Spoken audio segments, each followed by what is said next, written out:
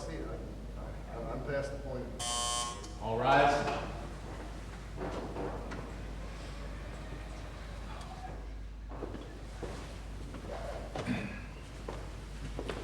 Court of Appeal in the 4th, 5th District of the State of Florida is now in session. The Honorable Brian D. Lambert, Judge presiding. All persons have business before the court drawn near. With attention, you will be heard. May God save the United States of America, the State of Florida, this honorable court. Be seated.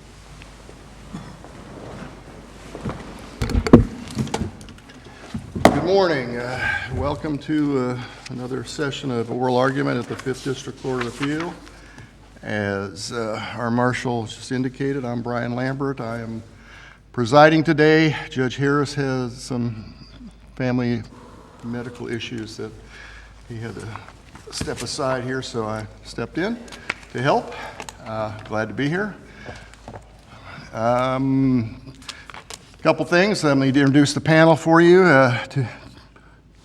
To my right, to your left, is Judge Adrian Soud, and to my left and your right is Judge Joe Boatwright. We have 3 cases this morning. Each side will have 20 minutes to argue. The appellant there will be rebuttal time. If the appellant wants rebuttal time, we typically will reserve 5 minutes for rebuttal. If you want a different amount of time, let me know. The marshal who is running the clock will adjust accordingly. When you get into your rebuttal time, you will see the yellow light flashing. If you want to continue on, that's fine. If you don't, you can stop and reserve the rest of your time.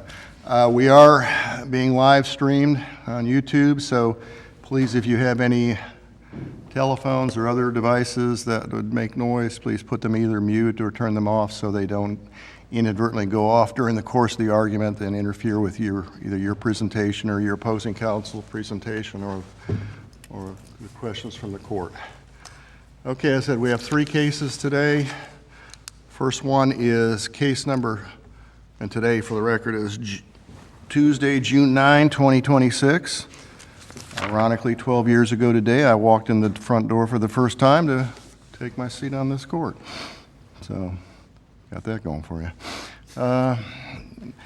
Okay, first case, 25-0198, Lori A. White versus Clyde S. Evans. So, counsel, if you want to approach the bench if you're ready.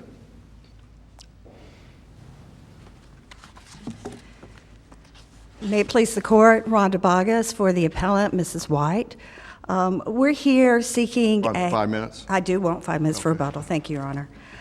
We're seeking a reversal of the direct verdict of causation, which was entered in this negligence auto accident case, with a new trial as to all matters, given the significance of the directive verdict as to causation.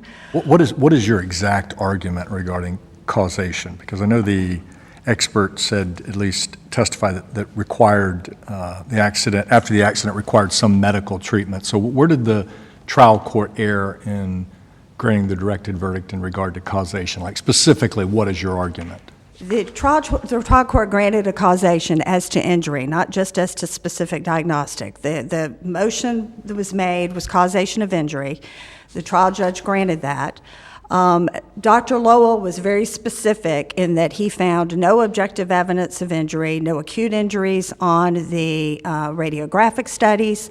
He said that and therefore, but he did say from a subjective, because Mr. Evans complained of pain, that taking that at his word, that subjective reports of pain, that it would be okay and reasonable for him to get care for that pain, and that sometimes people have auto accidents, they have pain after the auto accidents. But that's a subjective.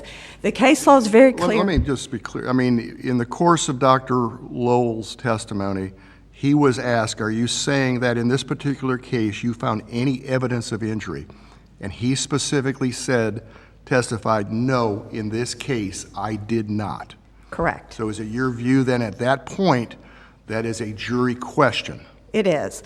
But it's also our point that even if you take his position that there could be a temporary injury, sprain, strain, based upon subjective testimony, because there was some questioning on that later on, that because that is based solely on subjective complaints of the plaintiff, and that there was a plethora of evidence that caused into question whether, in fact, the pain did arise with the accident, and credibility issues, that again, even if he had not had the definitive, there is no objective evidence, I see nothing that was caused by this accident, even if you take just a sprain strain testimony, the case law to date has been very clear that where there is a basis for the jury to reject the plaintiff's reporting of the subjective pain, that the jury can actually disregard it. In fact, the jury could have disregarded the plaintiff's experts to a certain extent it based on the temporal pain analysis. Yes, from a timing standpoint. This motion for directed verdict was made at the end of the defense case, and Yes, sir. Did the plaintiff put on rebuttal? No, that was the, it was the end. So is there any reason, I mean, it's always easy in hindsight, we're always smarter in hindsight. The judge certainly, under Florida Supreme Court precedent, could have simply said, I'm going to defer on this. Yes. Let the jury make this call, and then we wouldn't be having this discussion. Absolutely, which is why directed verdicts are should be rarely granted in negligence cases. It's really something for the jury to do. I mean, in this case, we're talking about, and it was so prejudicial because in this case, what we're talking about is an individual that says, I have neck and back pain. It was undisputed that he had very severe arthritis, degenerative conditions. He'd had a very heavy job that he had quit a few. Let me ask, I mean, it seemed like in the course of the directed verdict motion, the defense was making, or the plaintiff was making a fair argument saying, look, Dr. Lowell said it's reasonable, I'm paraphrasing, for Mr.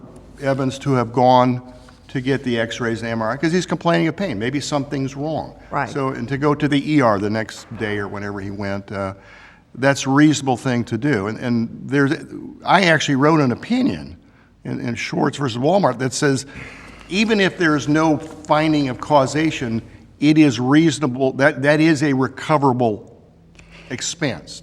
It do is. you disagree with that concept? Well, I guess I'm saying you do. I have two disagree with what I responses. wrote, I have two responses to that. Number one, and I think as Your Honor actually recognized in Schwartz, there are exceptions to that general rule where you have things like surveillance, when you have countervailing expert testimony, there are exceptions to the diagnostic. The significance in that case, that was the squishy pumpkin case. Right. That was an 8-ounce little pumpkin Right. thing, and they had, Walmart had biomedical testimony that says, look, even if you got hit by the pumpkin, it can't cause any injury. It's a little, toy, little less than a half a pound thing. And so, whereas this case, there's obviously a significant impact. So Yeah, but you do have those exceptions. And then the other issue, which is clear on those diagnostic, again, the diagnostic case, the idea is you can maybe get the expenses to determine if there is an injury. And that is not a causation of injury. That is just and it doesn't require causation. And in fact, the plaintiff, if they had wanted, which they didn't want to give, probably intentionally not wanting to give the jury this option, the plaintiff could have moved to just have a line on the verdict or to even do a directed verdict just on that $30,000 or $40,000, but not a causation of injury directed verdict. That's what I'm saying. The first question could have not even asked about causation. It could have simply said to the jury, what is the reasonable amount of the medical expenses incurred for the doctor? Well, the problem with the first line coming out is that the defense argument really was, okay, fine, you go to the ER. In this case, it was 2 days later, and you get some diagnostic. And the diagnostic, according to Dr. Lowell, showed no acute injury. It actually showed what the defense position was, which was severe arthritis, including almost a collapse at the lumbar level due to arthritis, not due to an acute injury. But to take the first one out, whether there was an injury caused by the accident was the actual issue. And if you compare the opening argument of defense to the closing, you could see the significance of this, because what defense was going to argue and what they told the jury they were going to argue is this is a man who had neck and back issues, had degenerative issues that were quite severe. This accident did not cause any injury, and all he's getting in the last 2 years before trial were chiropractic adjustments. So it was really just a pain case. That's really what it was. This is a sprain injury? Well, that's what Dr. Lowell said, that he would call, they call it a soft tissue based on subjective complaints only, a sprain strain. But a soft tissue injury.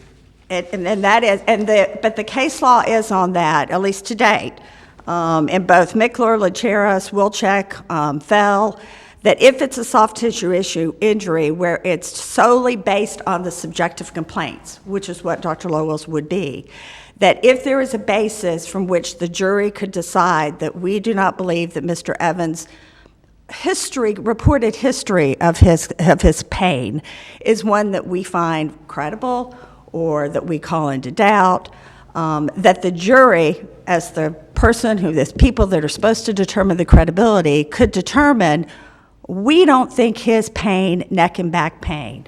Well, I mean, he specifically testified. The sprain or sprain is a generic term for pain that people have after they have car accidents. So Right. he's saying, okay, the man says I'm in pain. Okay, unless I call him a Right. liar, he says this. So if I have to put something down for diagnostic purposes, it is a sprain. But he then comes back and says there is no injury Absolutely. from this accident. And this sprain, strain language was the specific language that was used in Lancheros by the defense expert, the CME in that case. And in fact, the CME in that case basically said it was reasonable for that plaintiff in that case to seek chiropractic care for a few weeks after that. Exactly. I mean, to me, I don't know how the Lancheros this is any different than. We think Lancheros is right on point, and that was provided to the trial court. It should have, and this is flat error. That this would be incomplete. This would be totally contrary to Lancheros.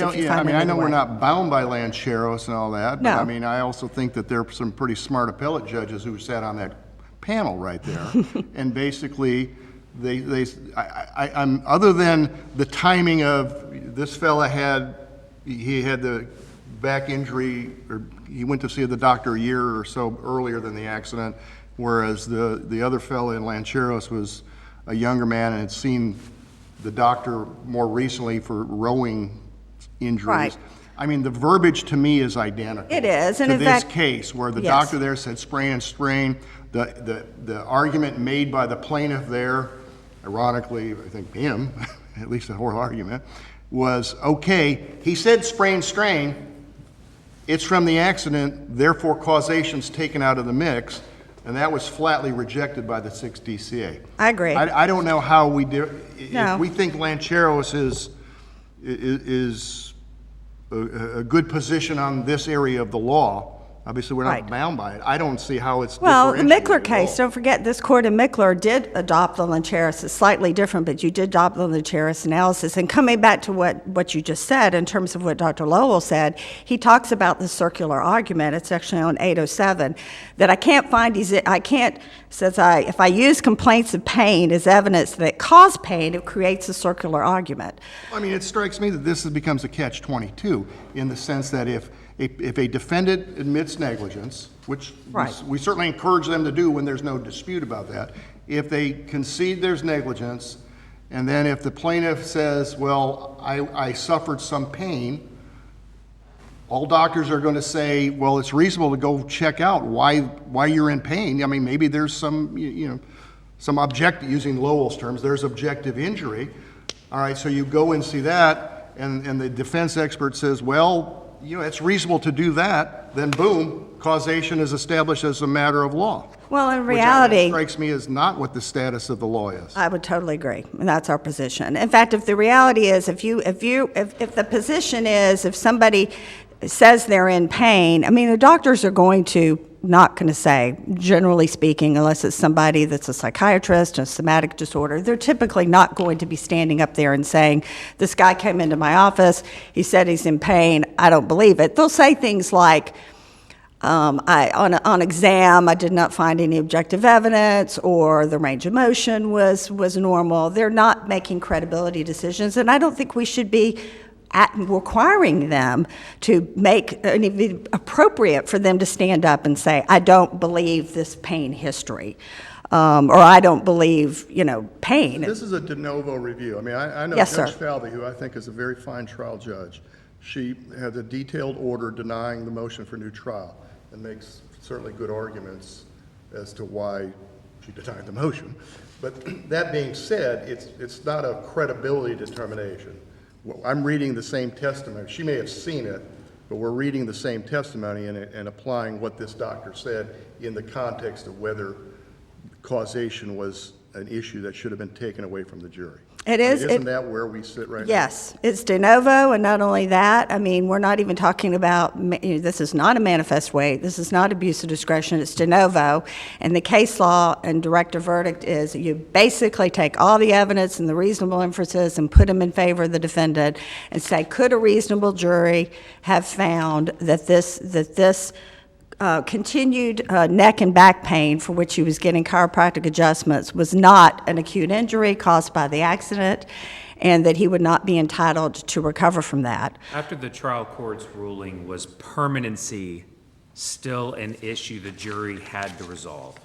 It was, but the problem was they couldn't decide that this neck and back pain, which he testified that he was continuing to get chiropractic adjustments from, that was a permanent condition, but not caused by the accident. And that's the problem, because that's what the defense position really was, is that this individual, who, by the way, had quit working on a heavy job, he was only doing office stuff beforehand, that he had severe arthritis and degenerative conditions, which could cause pain. They were not saying he did not have a condition that could cause pain or would cause him to have issues. And that's a condition he is going to have the rest That of his argument life. presented by the defense to the jury? It was presented in the opening. In the defense, in the closing, they couldn't argue that there was no injury, that it was But only... there was, and that's kind of part of my question and part of my thought process. The judge's ruling, there is injury, Right. but that doesn't necessarily dictate permanent injury. And so what is the court to make as to, okay, Judge Falvey, and I agree with Judge Lambert's commentary as to the excellence of her work and how she goes about it. My question is, okay, she made a decision as to injury, but she left for the jury to resolve whether or not there was permanent injury caused by this accident. Am I dancing on the head of a pin? Well, unduly? in this case, the injury is pain, is the neck and back pain that he's continuing to suffer. And it was precluded them from standing up and saying, we're not saying he doesn't have pain from his degenerative and severe arthritis. We're just telling you it has nothing to do with this accident. I'm curious, one thing, is in the course of this appeal, your opponent filed a notice for us to take judicial notice of the verdict in Lancheros, right? Right. Okay, and your side objected to it, which I wasn't on the panel at the time. I mean, in that case, the verdict form, there was no issue of causation, as Judge Traver wrote in his opinion, and then the next thing was the permanency, where they found permanency as well. I would think that verdict form to be judicially noticed here, I know we denied it, would inure to your benefit, to your argument here. I understand, look, even but though I they mean, found permanency there, Traver and the 6th DCA still wrote that this is reverse and remand for a new trial. Well, I mean, I and guess you'd call our it- objection to that really was that we're not going to, the argument made was that Lanchero had an error in the opinion. That's the motion. It was for, the basis of it was the Lanchero saying that causation was not an Doesn't issue, really was error. matter. I And mean, we didn't want to we litigate didn't that. take judicial notice of it, so it's not really. But Right. I was just, I noticed. But that was the argument. As That- I was preparing for this, I saw that and I go, why would you all object to that? I would think Because it we won't Lancheros, and Lancheros is not, there was no errors in Lancheros, as far as I'm concerned, and I do Right, not. and then you'd want to show us that Right. he wants to show us the verdict. That was the verdict, and the verdict turned out to be something that was reversed anyways, and you said, Right. don't look at that, which. Well, it's seems because of the circuitously argument. It was the unfair argument to that you, was but made. I guess So, to each their, but in terms of and I am going to reserve, stop in a minute, but in terms of the permanency issue, the real argument that defense wanted to make that they were precluded from making was that this continuing pain, which arguably is permanent, continuing pain, was not causally related to the accident. And because of the, doing it. Well, because they couldn't say that the neck and pain that he was having after the accident, which led him to the ER and led him to get physical therapy, was not caused by the accident. That was precluded from the directed verdict. The judge had instructed them that the physical therapy that was obtained after the accident was caused by the accident, and that it was an injury. The physical therapy and the injury was caused by the accident. That physical therapy that he had after the accident was basically what he was seeking in future. It really undercut the argument. It made it very difficult, and they also used it to attack Dr. Lowell. They used it to attack the defense position that there wasn't an injury, and therefore it was extremely prejudicial. I'm going to reserve the remaining time if I can. Thank you. Okay, 2:15.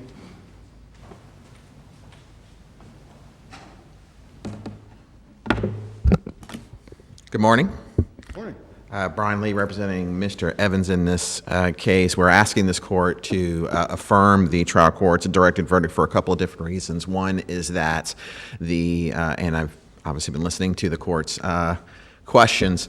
Dr. Lowell said that there was a temporary injury. He put the caveat in there. Of course, he said that there was. I'll be brief with my comments with you. Yes, sir. If I think Lancheros is absolutely correctly decided, and I think it is directly on point with the scenario here, tell me why Lancheros doesn't cause us to reverse this case. So Lancheros, assuming that, Judge, Lancheros dealt with a situation where the plaintiff had a back injury. There was no other injury that was put. It was a back injury. There was evidence that there was a back treatment for his back with a rowing incident that occurred. I think it was a year and a half prior in that case too. May have been 2 years. What the 6th District ultimately said was that, you know, there was evidence in the record. There was something there that would cause. Because there was a temporary injury, Dr. Tall in that record did say that. There was a temporary injury in the back, but the court said that there was evidence of a back injury in that case, the only injury that was in that case having been caused by something else. In this case, we have two different injuries. We have a back injury, which, yes, there was a record that was a year and a half prior that had a back complaint. I understand that. There was also a neck injury in this case. The neck injury had nothing prior. There were no medical records prior to it. And when we're dealing with a directed verdict on causation, it is not a directed verdict on causation as to all the injuries that the plaintiff is seeking to get compensation for. It is an injury. And the trial court in its order, and obviously I know the court has a de novo review, but the trial court's order is correct in the sense that the trial court said there was nothing prior to this crash about neck injury. No neck complaints, no neck pain, no neck treatment. And the only evidence then was all the plaintiff's evidence obviously said that there was both injury and permanency.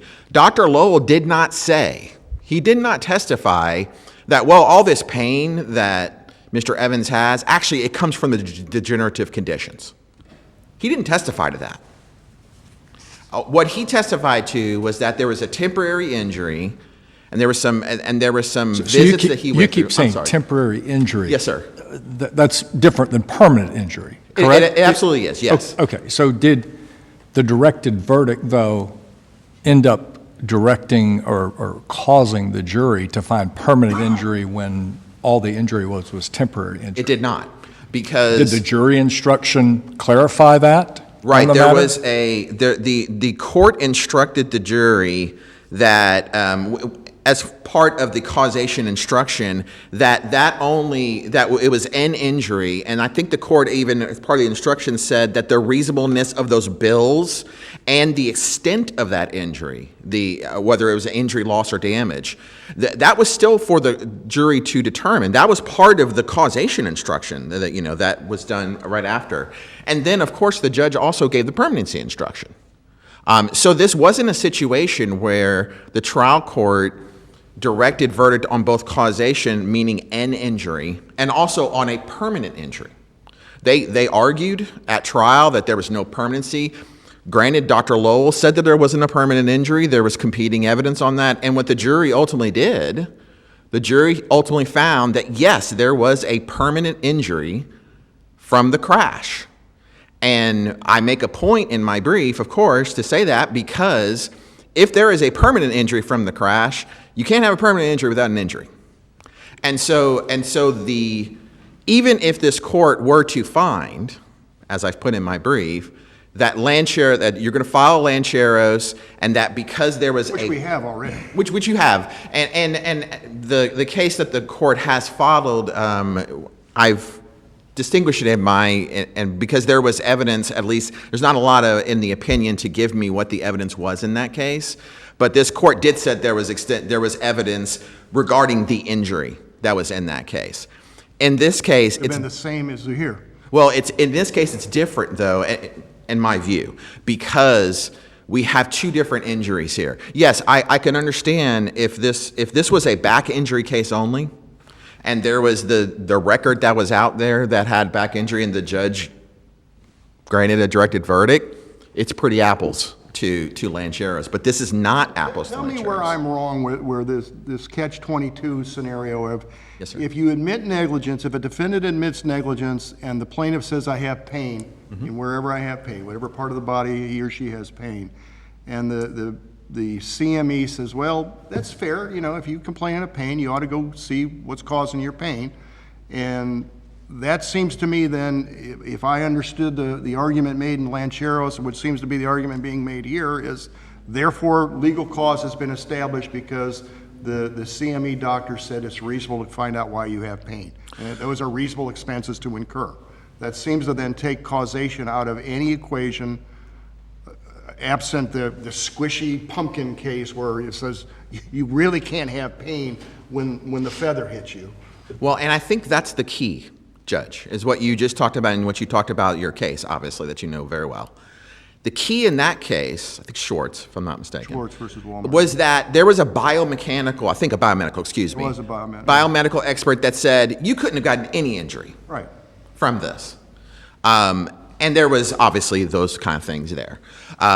There wasn't a testimony from Dr. Lowell that you couldn't have gotten any injury from this. And I agree with you. I mean, I think that's the whole point here, at least as I'm seeing, is this verdict that you reached certainly could have been reached if Judge Falvey had simply said, okay, you know what, I'm going to follow Ed Rickey, the 1986 Florida Supreme Court case.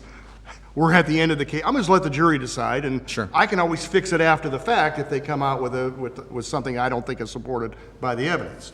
For whatever reason, and again, I'm in hindsight, I wish I'd have done some things differently as a trial judge, as an appellate judge, frankly, too. But that being said, she took that out of this, and I'm not. Tell me how your argument here is different than in Lancheros, because in Lancheros, excuse me, in that case, seemed like you were making the same argument is that the CME said you have sprain or strain. Right. And the plaintiff would benefit by a few weeks of chiropractic treatment. The CME testified and crossed it was related to the accident. Boom, both sides rest. Plaintiff moves for directed verdict on causation, saying, now we got no dispute. Listen to what the CME just said. Sprain, strain from this. And that was the trial judge, just like here, the trial judge agreed, and the 6th DCA fairly easily reversed that, even though, as you pointed out in your notice of taking judicial notice, they did find permanency. And that kind of leads to your corollary argument here, saying, okay, at the end of the day, they found permanency, which they were entitled to do. There was no directed verdict here, so if they have a permanent injury, which you're correct, if they have a permanent injury, they must have had an injury before that, because it didn't just become permanent later, it was what it was, and it just didn't get better. Definition of permanency. Sure. And again, that obviously, you're there, right? I can read it. You were the appellee's attorney there. I was. Yeah. So I mean, it didn't persuade the 60s, and it seemed like that's the same argument being made, other than you're tweaking it a bit here, saying, well, yeah, okay, that's back, but what about neck today? No, I understand, Your Honor, and let me be clear. I mean, I obviously You don't I think like I- that case. I think I I made do. it clear that I believe that Lancheros is wrong in the sense that they got the facts wrong in that case. There is a line that I put within my brief where that court said that there were no questions on the verdict form regarding causation. Did you seek review from the Supreme Court on Lancheros? I did, and they denied review. Just to kind of circle that, I saw it, did a motion for a rehearing, and they denied that too. And so we had, in my mind, there was a fundamental mistake by the 6th District in saying that there were no causation questions when there clearly were on the verdict form. How am I missing the boat? The practical effect of Judge Falvey's ruling was there's no basis to deny past medicals. Am I wrong?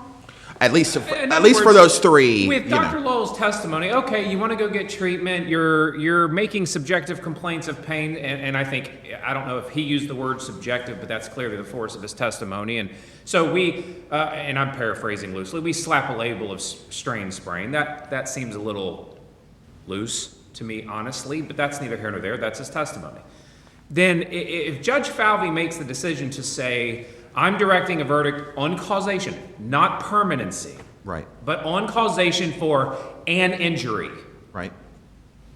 where here there are 2 levels of injury neck back. Sure. Based on Dr. Lowell's testimony, there is not an evidentiary basis. The jury would have to disregard both the plaintiff's testimony and Dr. Lowell's testimony in order to deny past medical expenses. Right. Am I wrong? You're not wrong. So what's left then for the jury to resolve is, okay, there's an injury of some sort, temporary or otherwise. Now, members of the jury, you have to resolve, and I'm instructing you to resolve, is there permanent injury? And if there is, and only if there is permanent injury, then you must resolve future medicals and pain and suffering. Am I wrong? You're not wrong. I will add to what you just said, Judge Soud, is that the court, obviously you've read the jury instruction, talked about those specific visits, right? That was afterwards. I think it was 2 visits, and as well as going to get films. And that was a certain amount of money.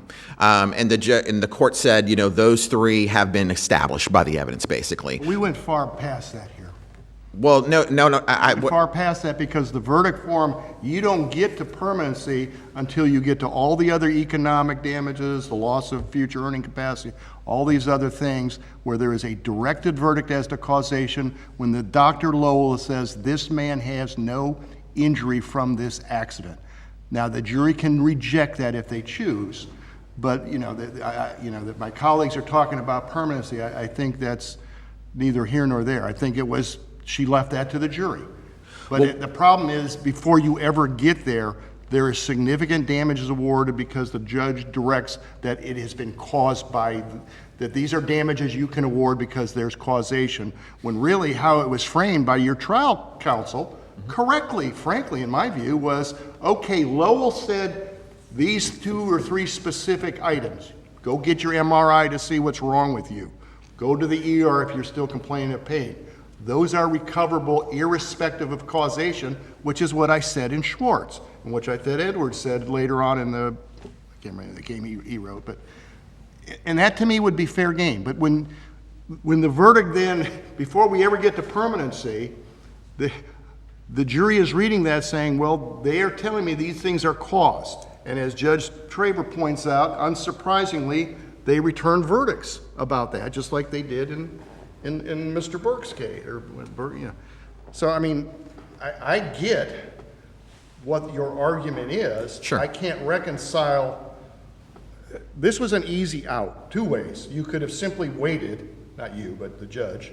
And secondly, it could have been framed to say, okay, what is the reasonable expense for these 3 items? And then you go to causation. But that's not what happened, and it seems prejudicial. I may be outvoted here. Okay, that won't be the first time.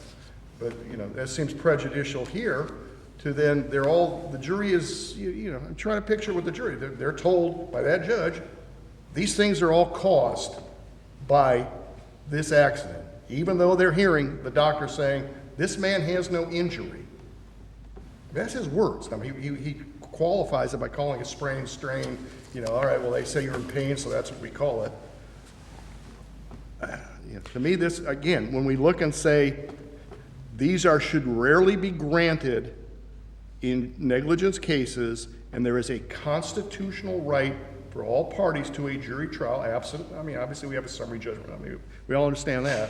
Sure. But here, if Lowell said unequivocally, yes, he has an injury, then I have no issue with what Judge Falvey did. But he qualified it. And with his qualifier, seems to me that at least lets it go to the jury. And again, in hindsight, the jury could have solved all this for all of us, for you and for them, and by simply saying, okay, yeah, we find it's caused. Because you put on all kinds of evidence that said, yes, this is caused by that, which is fair for you guys to do that. Sure. That's where I have tremendous, not tremendous, I got other angst in my life, but that's where I'm having the puzzle here. Right, and I guess I'm just. I might repeat pontificating. myself, I'm not but- really asking you a question. I'm just giving you my thing, and you. No, I understand. I guess you can convince these two fellows on my left and right. I understand, Judge Lambert, and obviously I've put forth in my brief. Put forth a good argument. Right, but now I would say, since I have a little bit of time left, Sure. what I would with you is, if you were to find as part of your that okay, I think the judge did something wrong. Should have just let, like you said, should have just let it go to the jury. Jury could have decided everything, done that. Then there's I think they may well have, and that's what. and they may well have. That's what Traver. The wrote, next too. part of the analysis, though, that this court has to do, because you would be finding that there would be error in that sense, in that instance. It was error for the trial to do that. The next part of the analysis that the court has to do is whether it was harmless error. And there are multiple things within the verdict and what it is that proves that if there was error, if you believe there's error, it was harmless. One, It's harmless because it's permanent. They find down the road, they find it permanent. Not just that, Your Honor, but because the trial court only, as you talked about, and as it's very clear, talked about specific treatments that were done. I think counsel said it was about $30,000. I agree with that. Whatever. There's three Whatever it different was. What the jury did in this case is the jury awarded $176,145. They did not just award those three things. And the trial court in the jury instructions was very clear that I'm only saying that these three things, I think she actually put them in within the instruction, and you have to determine the reasonableness even of those bills, but also the extent of any others. But did she direct verdict to just those three things? Because she says at least, at the first line of the jury instruction, it says Lori White was negligent and that such negligence was the legal cause of loss, injury, or damage to plaintiff Clyde Evans. So if she Right. had distinguished it a little bit better, I might agree with you, but it seems she's, again, going back, the causation from something you're calling temporary injury may have misled the jury to find a permanent injury. That's kind of where I am. So, can you clarify that from the jury instruction? Sure. What the jury instruction says, and I think this is at the record of 1317, if I'm not mistaken. After she did say that, what you just said about the instructing the jury, she said specifically the court has determined and now instructs you that the negligence of Ms. White caused an injury to Mr. Evans, and that at least, that's her words, the medical treatment rendered at Advent Health, Florida Medical Clinic, and Advanced Diagnostic was caused by the negligence. But that doesn't limit it to those three. She then went on and said the reasonableness of the bills for that medical treatment and the causation and extent of the other elements of loss, injury, or damages are the issues for your determination. So that's where you say where permanency would come in. That's permanent. Permanency, and as well as other medical bills. There were other past medical expenses that plaintiff was seeking, injections and things of that sort, that the plaintiff argued all of it was caused by the crash. Do you know if the defense objected to this instruction or agreed to it? I believe that they agreed with the instruction. They disagreed with the instruction, meaning I think they did go back and say, well, we're renewing that for the causation, but they They disagreed. objected in the sense that here's the plate that's been They had given already to us done by it. the judge, so we got to work with what we got to work with, and okay, that's the Sure. instruction. But what I bring it up to say is that there are multiple elements of this verdict that show that the court directing the causation as to an injury did not change what this jury was going to do. They did not give just those 3 bills. They gave them all. They didn't stop at that and say no to permanent injury. They said yes to permanent injury caused by this crash, and they gave non-economic damages. And so there's nothing in the record to show that her saying at the instance that she's directing that there was an injury changed this verdict whatsoever. They gave almost $500,000 in future economic damages in the before we even get to the permanency question on the verdict form. And it's, I mean, I Right. understand how you're taking the one, I think it's at 1399, the record, the one preemptive, I think she called it the preemptive negligence instruction. Right. But I mean, I still have this scenario of, this is what happened in Ranchero, in 60CA's case. And, I mean, I know how I started that, I know you're at your end of your time, but I mean, I'm still, I won't beat the drum. I mean, Right, and we've talked about it. we're just going to disagree on that, we're and gonna go. certainly. I get it, and I respect that you're being a zealous advocate for your client as you professionally always are. So, thank you, Judge.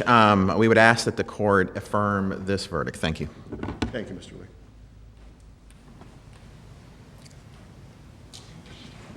I want to address the effect and the directive verdict. The court instructed the jury that it included the medical treatment. Let me ask you, let me kind of follow up with Mr. Lee and take his side, his argument.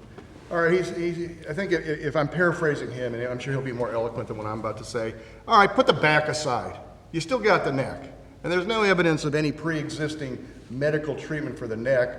What's wrong with Judge Falvey saying, okay, here's a causation, it's caused by this because there's nothing that happened before that? I disagree. Dr. Lowell specifically said that there was no acute injury to the cervical spine. He also said that even though he saw a small herniation of indeterminate causation, that it would not cause the pain, and therefore it did not explain what was going on and what was being sought in this action. The problem with this directive verdict is that the whole issue here is pain. The past medical expenses were the physical therapy, the pain injections. The future was going to be, Dr. Snyder said, continued to do chiropractic adjustments for the pain. There was some testimony that he might need pain injections in the future. So the issue's pain. And the directive verdict basically told the jury that this physical therapy that was obtained at Florida Medical was caused by the accident and an injury caused by the accident. That's physical therapy for the pain. It's the same therapy that he's now getting in a chiropractic form. It's the same therapy that he was going to be seeking in future medicals, and it precluded defense counsel from saying, none of this, his pain, even if you agree that it's totally valid and all of that, that pain is unrelated and the physical therapy is unrelated Well, what if to we the were to accident. follow Mr. Lee's argument that this was temporary injury from the strain? Then why isn't the jury instruction correct then where there's limiting language and the last line talks about causation, leaving open the door for permanency? Well, the problem is, in this case, that they caused the injury causing physical therapy. How do you divide that out? I mean, that is what is at issue, and that's what they're saying is Did the jury future. instruction not do that? It did not, because it told them this injury, which caused, and this physical therapy, was related to the accident. And that is the injury. And I see my time is up. We would request that it be reversed, and the new trial be ordered on all matters. Thank you. All right, thank you, counsel. Well argued by both sides this morning. Thank you.